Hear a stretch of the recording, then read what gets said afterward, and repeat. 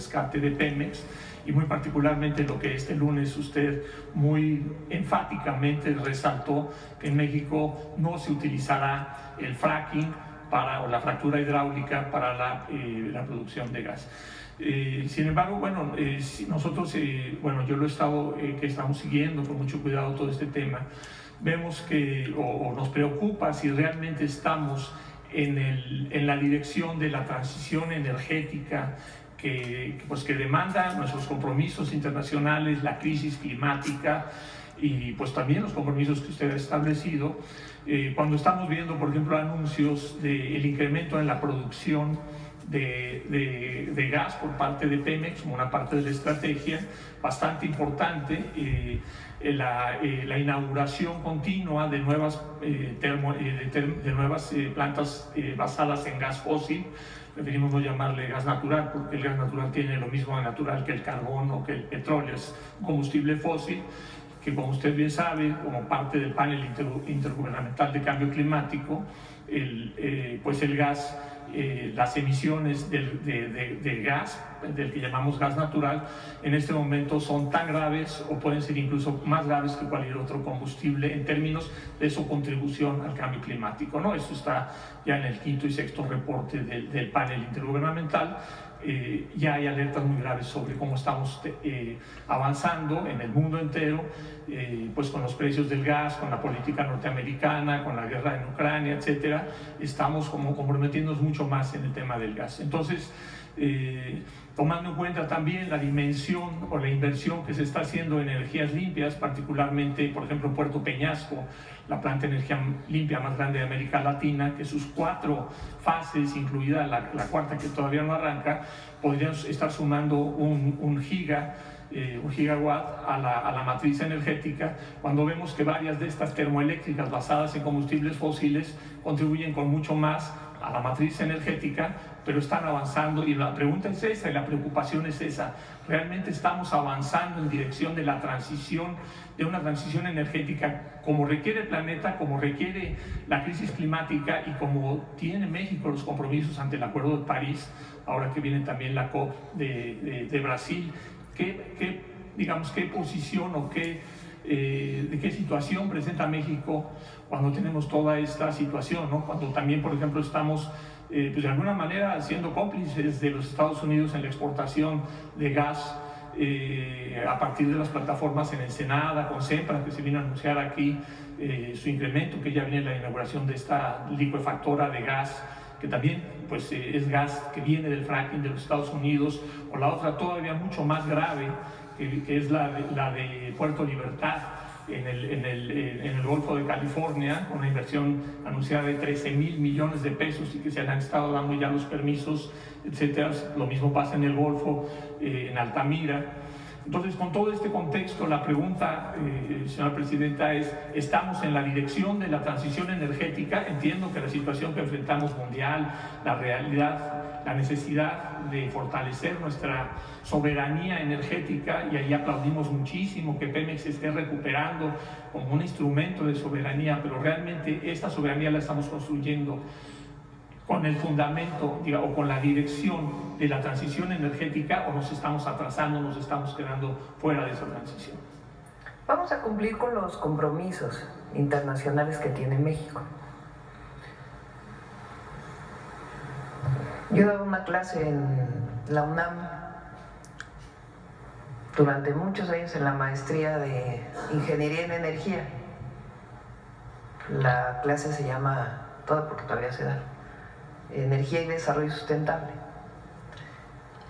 Y ahí hablábamos de que un sistema energético para México, para cualquier país y en particular para México, debe cumplir con una serie de principios. El primero tiene que ver con soberanía.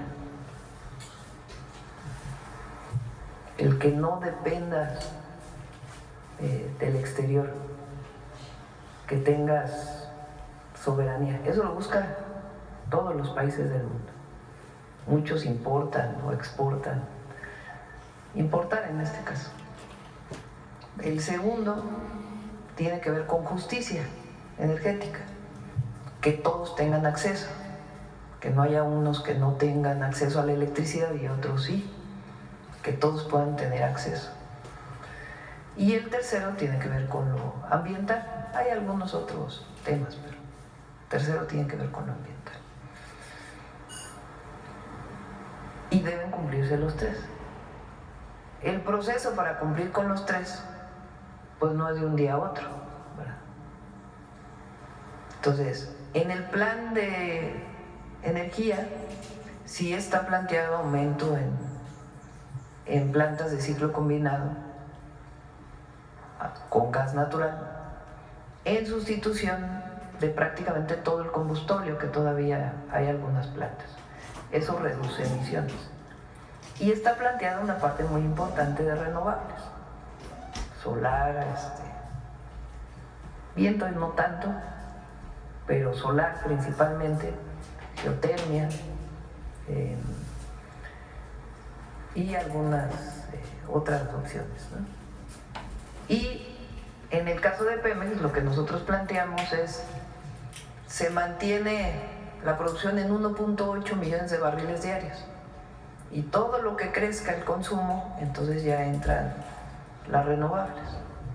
Y en ese marco, pues el objetivo es que se cumplan los tres: aumentar nuestra soberanía energética, que todo mexicano y mexicana tenga acceso a la electricidad y a los combustibles, y los temas ambientales. Entonces ese es el marco del Plan Nacional de Energía. Se cumplen los compromisos internacionales, pero hay que decir que se sigue, sí hay una parte que es de crecimiento en gas natural. Entre otros temas, porque la parte base de la generación eléctrica no está claro cómo se podría sustituir. Entonces, ese es el plan. Y mira que me he dedicado muchos años de mi vida a eso. Sí. Muchas gracias. Gracias. Presidenta, también quería preguntarle preguntarle este magnífico, impresionante corredor biocultural de la gran selva maya que se acaba de acordar con Guatemala y con Belice, que es una noticia realmente, desde mi punto de vista, una noticia fantástica, que realmente es un esfuerzo de articulación de temas que han venido ocurriendo en esa región durante décadas, ¿no? Manejo forestal comunitario, las áreas destinadas voluntariamente a la conservación, muchísimos otros esfuerzos, ¿no? Sin embargo, ahí hay un tema en particular, en el mismo contexto de su publicación, de dar a conocer este corredor biocultural.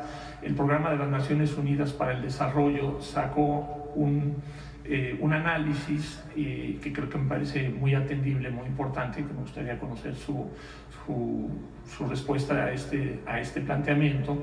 Y es que parece que no estamos, y no solo en ese tema, pero particularmente en ese tema, en muchos otros en el país, que pese a todos estos planes de justicia climática y muchas otras cosas muy positivas que están ocurriendo en ese ámbito, lo que dice este reporte del Programa de las Naciones Unidas es que no estamos siendo capaces de alcanzar o de alguna manera validar o cumplir pues con lo que nos mandata ya el segundo artículo de la Constitución, y que viene también en los convenios internacionales, como este famosísimo OIT 169, y es que en realidad todavía nos falta un tramo muy importante por recorrer para realmente lograr el consentimiento libre, previo e informado por parte de las comunidades en este tipo de decisiones.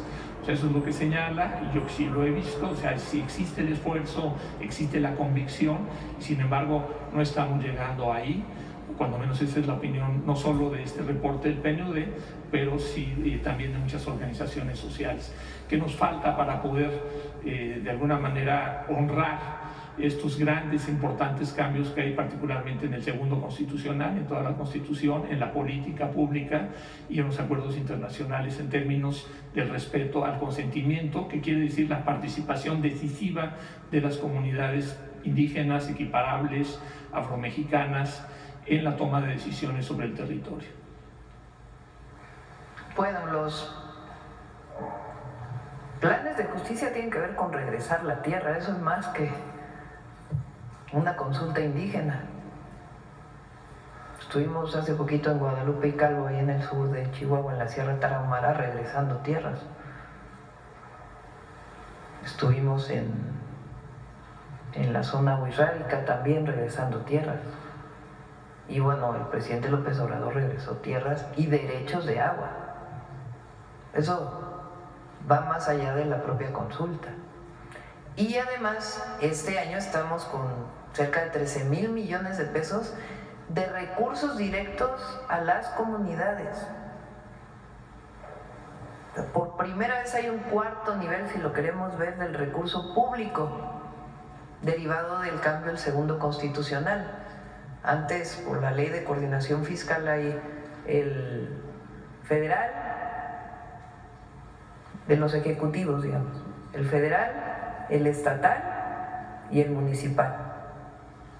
Y hoy hay un cuarto nivel que son las comunidades y los pueblos indígenas y afromexicanos, que reciben un recurso que vamos a ir incrementando poco a poco, y las comunidades deciden en la asamblea para qué lo usan. Todas, sin excepción. ¿Cómo lo reciben? Pues a partir de la población y de una pequeña fórmula de situación de marginación y población. Unas reciben más, otros reciben poco menos, pero a partir de esta fórmula. Eso es cumplimiento del segundo constitucional. Y la otra, cada vez que hay una obra que pasa por una comunidad, un pueblo indígena, pues tiene que cumplirse necesariamente con la consulta indígena, que tiene su procedimiento. Todo lo que critican del Tren Maya, todo tuvo consulta. Y las comunidades decidieron. Y también dijeron que querían, además del tren, en sus comunidades. Sí, muchas gracias, presidente. Justamente en ese tema acabo de ver una nota de un importante representante de comunidades indígenas, Quetzal Saab, allá en Quintana Roo, y justamente él decía que de todos tiene mucho trabajo con muchas comunidades, y lo que él reportaba es que más del 90% de las comunidades indígenas con las que él ha tratado no tienen esos cuestionamientos respecto al tren, sino que están pues realmente muy, muy favorables. Eso es lo que él dice, está publicado en el National Geographic, en un reportaje que leí ayer.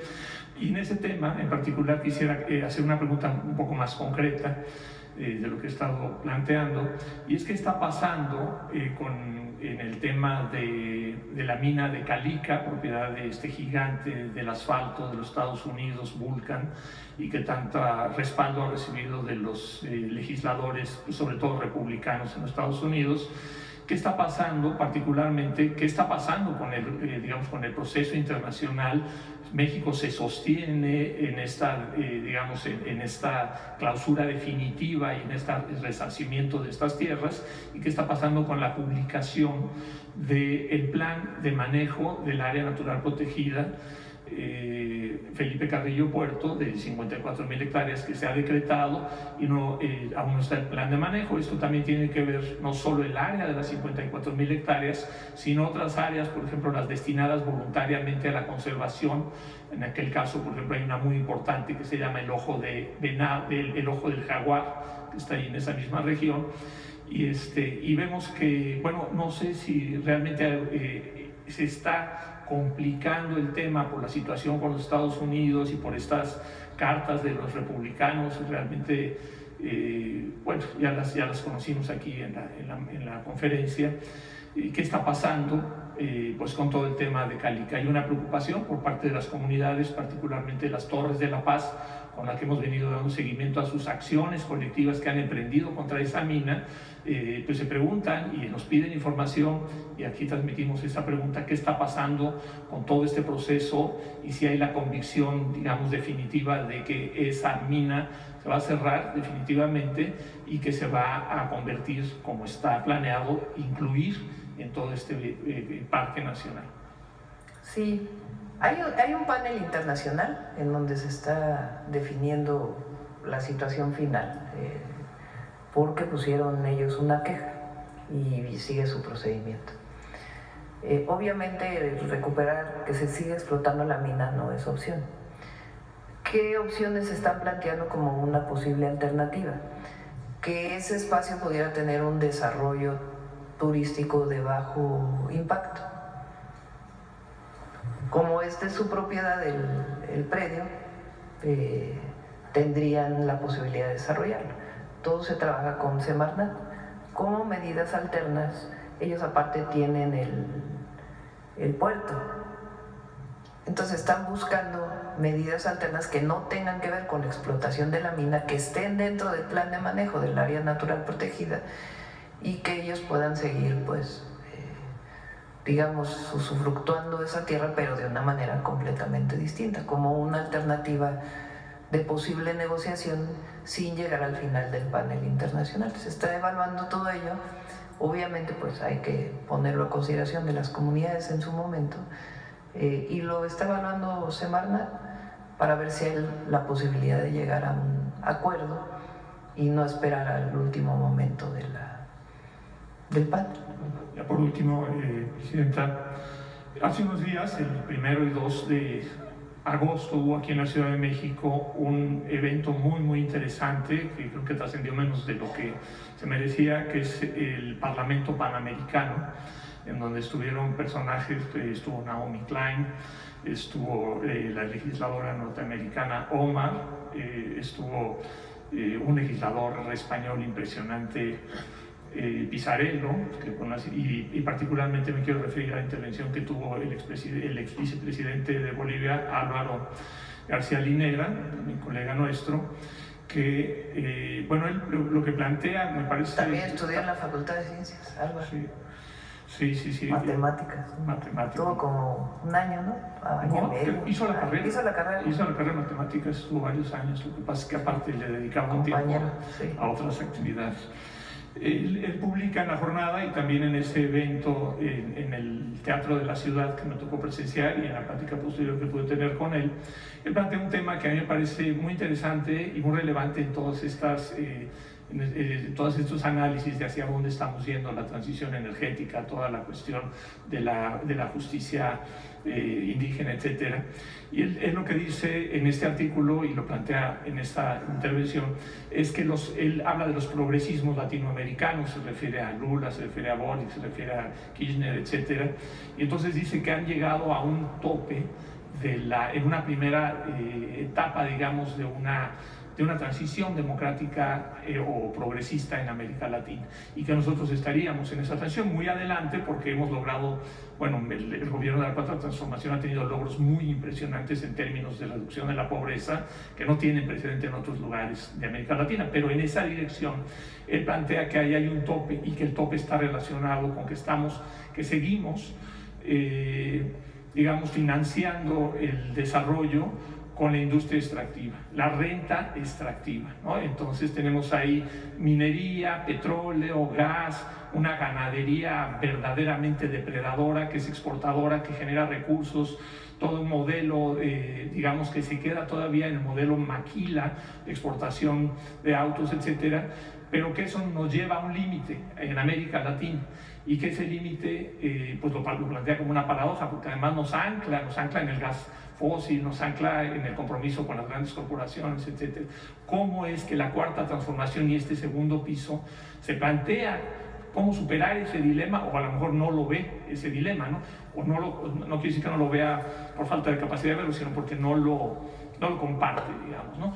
Pero ahí está la historia en América Latina, el muy reciente fratricidio que hubo allá precisamente en Bolivia, pero todo esto tiene ese límite de que todavía esta distribución, democratización de la distribución está basada en la renta extractiva, minería, gas, etc. ¿Cómo es que, claro que es un tema de mucha... Nos llevaría mucho pero una respuesta... debatir sobre este tema. No creo que ese sea el límite que plantea. O sea, que el límite sea la renta extractivista, no lo creo. Bien, yo pienso que tiene que ver con otras cosas, más políticas. Pero bueno, sí. Sí, además muy brevemente. Vamos. Muy brevemente, el tema de las radios comunitarias, aquí el colega planteó el tema de las radios públicas y el tema de esta necesidad de cambiar la ecuación en donde actualmente el 90% o no sé, cerca del 90% de los recursos destinados a la comunicación pública, a la comunicación social, los recursos de comunicación social se destinan a medios que realmente pues, no solo son enemigos del gobierno, son enemigos de la sociedad y le han causado un daño terrible. Y entonces usted contesta en términos de rating, sí, pero las radios, por ejemplo, las radios comunitarias, las radios que están en las comunidades, radios indígenas, las nuevas radios afromexicanas. En términos comerciales, en la radio comercial. Ahora cambiamos la ley para que también puedan tener sus propios recursos las radios comunitarias, que era parte de lo que, pues sí, que se prohibía.